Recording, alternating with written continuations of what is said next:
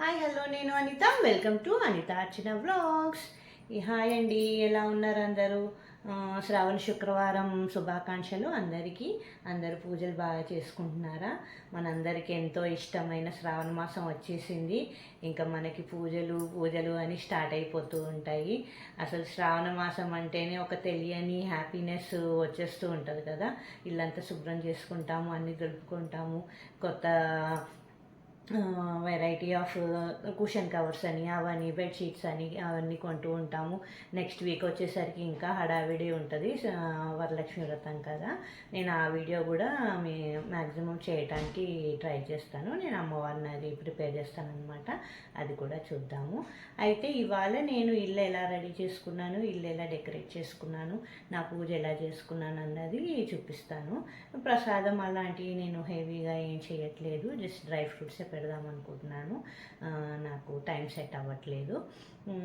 ఇంకా చిన్న స్టోరీ చెప్తాను, అమ్మవారికి రిలేటెడ్ స్టోరీ. ఆల్మోస్ట్ చాలామందికి తెలిసే ఉంటుంది, తెలియని వాళ్ళైతే తెలుసుకుంటారు, అంతే సింపుల్. ఓకేనా, మనం వీడియో స్టార్ట్ చేద్దామా? సోఫా వచ్చేసి ఇలా మెరూన్ కలర్తో డెకరేట్ చేసుకున్నాను, కొంచెం ఫెస్టివల్ లుక్ వస్తుంది అనేసి. నా సెంటర్ టేబుల్ వచ్చేసి ఇలా స్వామి అమ్మవార్లని వినాయకుడిని పెట్టుకున్నాను అనమాట, గజరాజులతో పాటు. జస్ట్ ఇక్కడ ఏం పూజ అది చేయను, జస్ట్ డెకరేషన్ అనమాట. ఉర్లీ బౌల్ ఇలాగ ఫ్లవర్స్ వేసాను, ఇలా ఒకటి కొన్నాను అనమాట. ఇది నా సెంటర్ టేబుల్, ఇలా డెకరేట్ చేసుకున్నాను అనమాట. అమ్మవారు చూసారా ఎంత ముద్దుగా ఉందో, చక్కగా నవ్వుతుందండి. అసలు నేను ఈ విగ్రహానికి అయితే ఫిదా అయిపోయాను. ఈ స్వామివారినేమో తిరుపతిలో కొనుక్కున్నాను, ఇది అమ్మవారినేమో అమెజాన్లో కొనుక్కున్నాను. చూసారా ఎంత కళ వచ్చిందో అసలు ఇంటికి. ఇలా ఎప్పుడు మనం కూడా సంతోషంగా ఉండాలని కోరుకుందామండి. అమ్మవారు చూసారా అయ్యవారితో పాటు ఉన్నందుకు ఎంత హ్యాపీగా ఉందో ఆవిడ. చూసారా, టీవీ దగ్గర వచ్చి ఇలా డెకరేట్ చేసుకున్నాను. హ్యాపీ మ్యాను, తాబేలు. ఇలా తాబేలు బయటికి వెళ్ళే ముందు చూస్తే చాలా మంచిది అని అంటున్నారు, అందుకని ఇలాగ ఎంట్రన్స్లోనే పెట్టాను అనమాట. ఇవాళ ముగ్గు వచ్చేసి ఇలా వేసుకున్నానండి.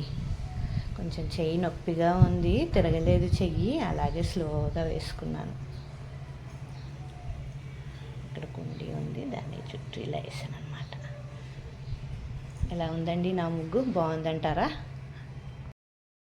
మా బుద్ధుడు తపస్సు చేసుకుంటున్నారు, ఆయన ముందు కూడా ఇలాగా చిన్న ఉర్లీ బౌల్ పెట్టుకున్నానండి. ఇలా సింపుల్గా అక్కడక్కడ డెకరేట్ చేసుకున్నాను, ఎక్కువ హడావిడి ఏం చేయలేదు. అయితే శ్రావణ మాసం అంటే లక్ష్మీ మాసం అని అంటూ ఉంటాం కదా. శ్రీ మహాలక్ష్మికి ఎంతో ఇష్టమైన మాసం శ్రావణ మాసం అని మనందరికీ తెలుసు. లేడీస్ శ్రావణ మాసం వస్తే చాలు మొత్తం పూజల్లో మునిగిపోతూ ఉంటాం కదా. అయితే శ్రీ మహాలక్ష్మికి శ్రావణ మాసం అంటే ఎందుకు ఇష్టం? ఎందుకంటే శ్రీ మహావిష్ణువు అయిన శ్రీ వెంకటేశ్వర స్వామి జన్మ నక్షత్రం శ్రవణ నక్షత్రం అన్నమాట. శ్రవణ నక్షత్రం కాబట్టి ఈ శ్రావణ మాసం అంటే ఆవిడికి అంత ఇష్టం అన్నమాట. ఆయన్ని వదిలి అసలు ఒక్క రోజు కూడా ఎక్కడికి వెళ్ళదంట అమ్మ, అంత ఇష్టం అంట ఆయనని పూజించుకుంటూ, ఆయనకు సేవలు చేసుకుంటూ, ఆయన దగ్గర ఉండడమే ఆవిడకి ఇష్టం అన్నమాట. అయితే ఈ కలియుగాన్ని నడిపించే శ్రీ వెంకటేశ్వర స్వామికి శక్తిగా ఉండి ఆయన వెంబటే ఉంటూ ఈ కలియుగంలో జరగాల్సిన పనులన్నీ జరిపిస్తూ ఉంటారంట ఇద్దరు కలిసి. శక్తి స్వరూపిణి అయిన శ్రీ మహాలక్ష్మి భగవంతునికి శక్తిస్తుందంట. ఆయన మన లోకాన్ని పాలించడానికి శక్తినిచ్చేది ఆవిడే అని అంటూ ఉంటారు. శ్రీ మహావిష్ణువుకి అంత శక్తిని ఇవ్వగలిగిన అమ్మవారు ఈ శ్రావణ మాసంలో మన పూజలు, మనము చేసే ఈ పూజలకు ఇంప్రెస్ అయ్యి మనకు కూడా అంత శక్తిని, బుద్ధిని, వికాసాన్ని, శ్రద్ధని పెంచాలని కోరుకుందాం. ధనం అంటే ధనం ఒక్కటే కాదు కదా, ధనం ఉంటేనే మా ప్రపంచం కాదు. అసలు బుద్ధి సరిగ్గా ఉండాలి, ఆరోగ్యం సరిగ్గా ఉండాలి, సంతానం ఉండాలి, ధనధాన్యాలు ఉండాలి. ఇవన్నీ వృద్ధి చెందాలంటే అమ్మవారి కృపాదృష్టి మన మీద ఎప్పుడూ ఉండాలి. అమ్మవారి కృపాదృష్టి మనం సాధించాలంటే నిత్యం అమ్మ ఆరాధన చేస్తూ ఉండాలి మనం. అది గుర్తుపెట్టుకోవాలి. ఈ శ్రావణ మాసం మనమంతా చక్కగా పూజలు చేసుకొని ఆరోగ్య ఐశ్వర్యాలతో సంతోషంగా ఉండాలని కోరుకుంటున్నాను. అందరూ శుభ్రంగా పూజ చేసుకోండి, హ్యాపీగా ఉండండి.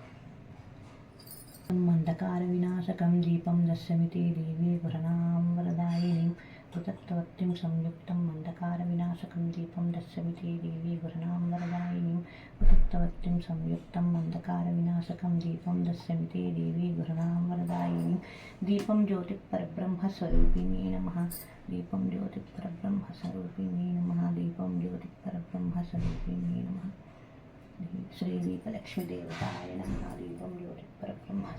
సర్వమంగళమాంగళ్యే శివే సర్వార్థ సాధికే శరణ్యే త్రయంబకే దేవి నారాయణీ నమస్తే. సర్వమంగళమాంగళ్యే శివే సర్వార్థ సాధికే శరణ్యే త్రయంబకే దేవి నారాయణీ నమస్తే. సర్వమంగళమాంగళ్యే శివే సర్వార్థ సాధికే శరణ్యే త్రయంబకే దేవి నారాయణీ నమస్తే. శ్రీమాత్రే నమః. ఓం శ్రీమాత్రే నమః. ఇదిగోండి, ఇవాళ ఇలా అలంకరించుకున్నాను స్వామి అమ్మవార్లని. స్వీట్ అది ఏం చేయలేకపోయానండి, డ్రై ఫ్రూట్సే పెట్టేశాను. డ్రై ఫ్రూట్స్ మిశ్రీ పెట్టేశాను, తాంబూలం. ఇవాళ పారిజాతాలతో అర్చన చేసుకున్నాను అమ్మవారిని. లేట్ అయిపోయింది. ఒక మంచి అమ్మవారి స్టోరీ చెప్పుకుందామా? మ్యాక్సిమం ఈ స్టోరీ తెలిసే ఉంటుంది చాలామందికి, కానీ నాకు చాలా ఫేవరెట్ స్టోరీ మీకు చెప్పాలనిపిస్తుంది. పోనీ తెలియని వాళ్ళు వింటారు కదా అని చెప్దామనుకున్నాను. అయితే పూర్వం మనము గాజులు ఎలా కొనుక్కునే వాళ్ళం? మన అమ్మమ్మలు, మన నానమ్మల టైంలో మనకి షాప్స్ అయ్యి ఉండేవి కాదు కదా.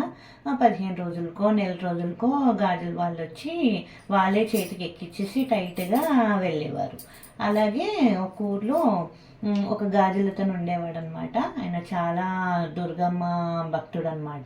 దుర్గా దుర్గా దుర్గా అనుకుంటూ ఉండేవాడు అంట. ఎవరినైనా దుర్గా అని పిలిచేవాడు అనమాట.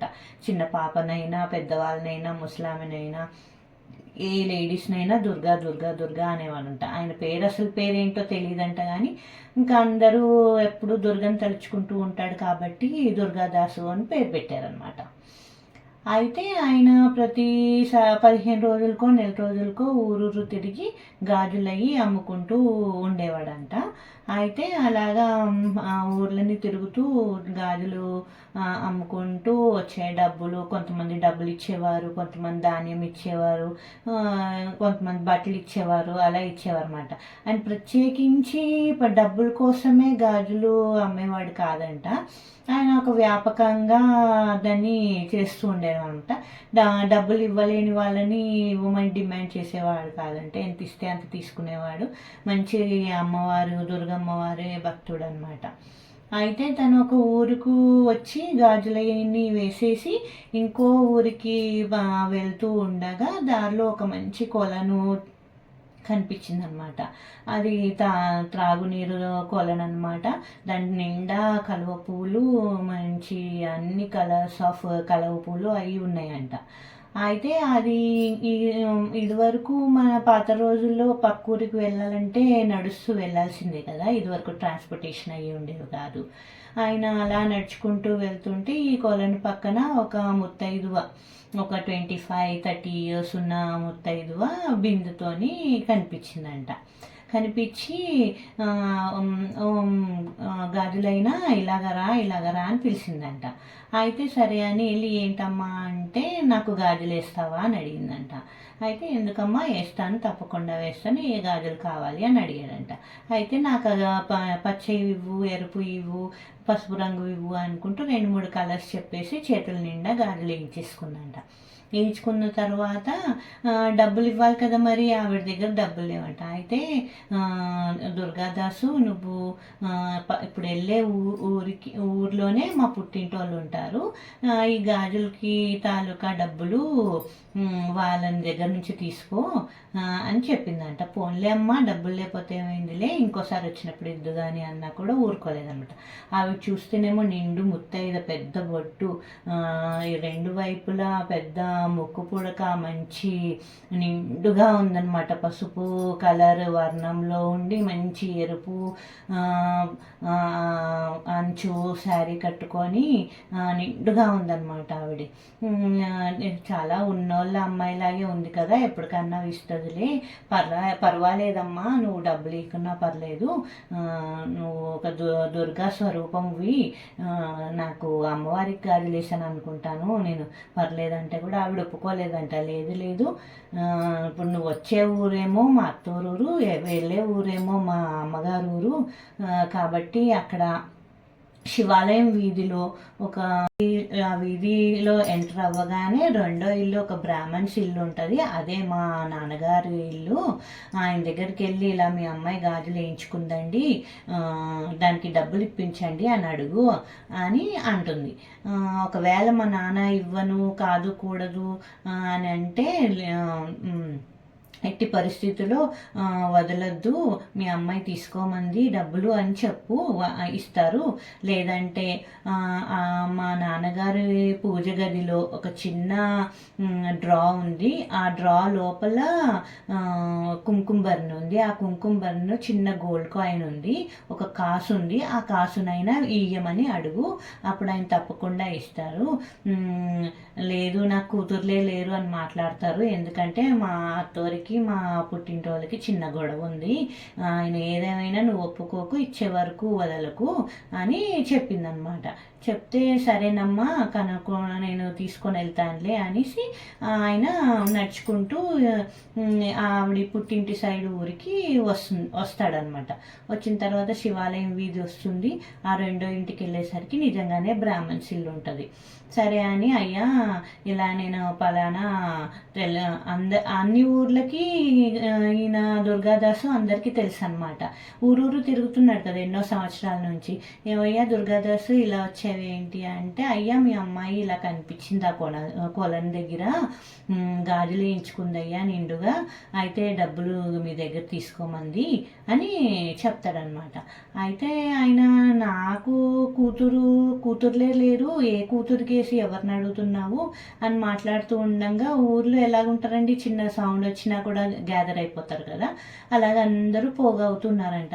అదేంటి దుర్గాదాసు ఎలా మాట్లాడుతున్నాడు అనుకుంటూ అందరూ అసలు లేదండి, ఇలా ఎట్టి పరిస్థితుల్లో మీ దగ్గర డబ్బులు తీసుకోమంది, మీరు ఇవ్వరు అని కూడా చెప్పింది, ఏదేమైనా ఇవ్వాలని చెప్పింది అంటే, చుట్టుపక్కలందరూ అనుకుంటూ ఉంటారన్నమాట, అయ్యో ఈ బ్రాహ్మణ్స్కి అసలు అమ్మాయే లేదు, దుర్గాదాస్ ఏమో అమ్మాయి గాజులు వేసుకొని డబ్బులు ఇమ్మంటుంది అని అడుగుతున్నాడేంటి అని అందరూ ఆశ్చర్యపోతూ ఉంటారనమాట.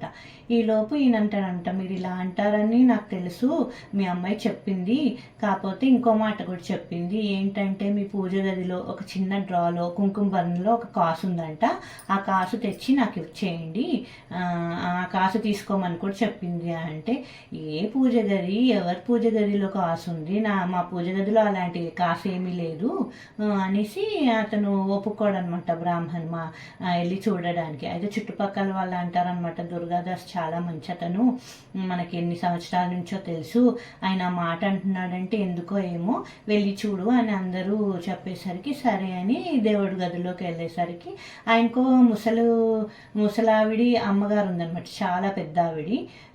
అయితే ఆవిడ అందంట, అవును మన పూజ గదిలో చిన్న డ్రా ఒకటి ఉంది, అందులో కుంకుమవర్ణి ఉంటుంది, మా తాతల నాటిది, అది ఎప్పటి నుంచో అందులోనే ఉంది అంటే, సరే అని వెళ్ళి ఆ కుంకుమబర్ని చూస్తే కుంకుమబర్ని లోపల షైనింగ్ అవుతూ ఒక కాసు ఉందంట. ఆ కాసు తీయగానే ఇంకో కాసు కనిపిస్తుందంట, మళ్ళీ ఆ కాసు తీయగానే ఇంకో కాసు, ఎన్ని కాసులు తీస్తుంటే అన్ని కాసులు వస్తూ ఉన్నాయి అనమాట.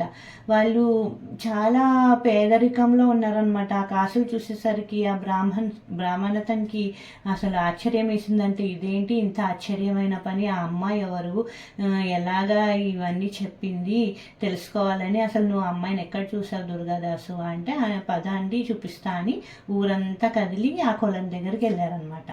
వెళ్ళేసరికి ఎవరూ లేరు అక్కడ. మొత్తం సైలెంట్గా ఉంది, పిన్ డ్రాప్ సైలెంట్గా ఉంది. మా చుట్టుపక్కల ఏమీ లేదు.